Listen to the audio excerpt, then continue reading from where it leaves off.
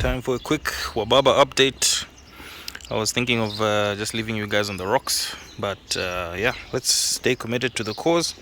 Since I got you guys into seeing what we're doing with this thing, might as well finish up. So here's what happened. On Saturday I picked up the clutch. That was Saturday morning. So you can see we've got a new clutch disc right there. And then let me show you properly. The welds that were damaged were inside there. So like I was explaining, this is a dual mass flywheel, so it normally moves slightly there, but sometimes they break on the inside, due to a lot of pressure, repeated clutch dumping and stuff like that.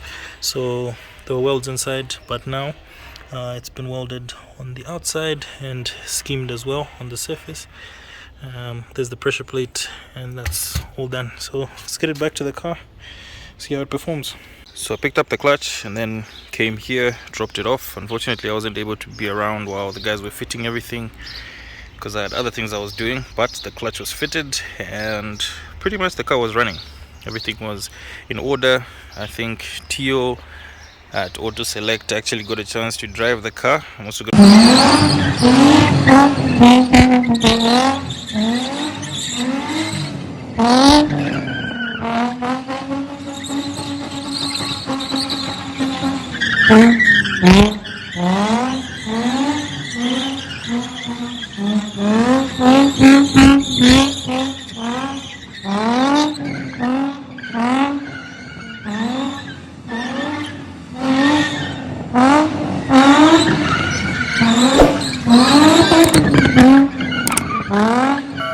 and everything was okay. And then pretty much after that little performance with JB there, the clutch gave out, right? So what happened was, basically when you go inside and you try to step on the clutch, it was just going down, but the clutch wasn't disengaging, and thus we couldn't get any gears going on the car. So what we think is the problem here is this little guy here.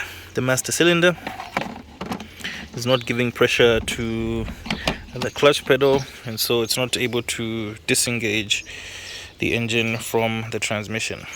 So yeah, eventually Kon was able to sort of drag it here using revs. He says revs. I don't know exactly how he did it. I've seen him kind of do it before, where you sort of just force the gear in, as long as you're giving it a bit of revs and you kind of get it to match, and then it's able to roll away even if the clutch is not working.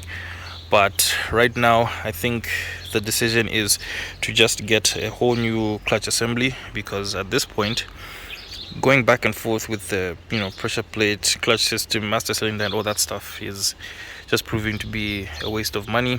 The clutch has been a bit problematic for a while, so might as well go stage one. That's what Kondwani wants to do. So yeah, we'll probably just get a whole new clutch.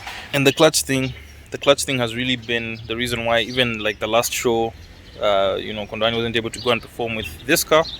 He went instead with the silver car, which is an automatic.